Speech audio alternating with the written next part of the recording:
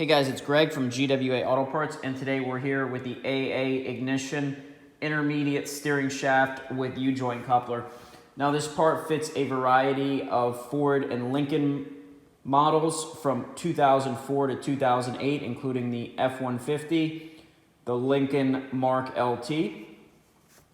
So this is actually the shaft that installs between the steering column and the actual steering rack. So there's universal joints on each side that allow this to pivot, and there's new installation hardware included at each joint.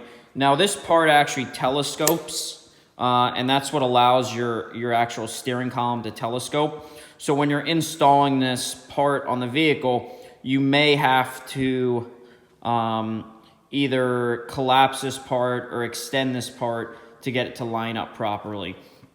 If you guys have any questions about the installation or anything else, please feel free to reach out to us directly and we'll be glad to help.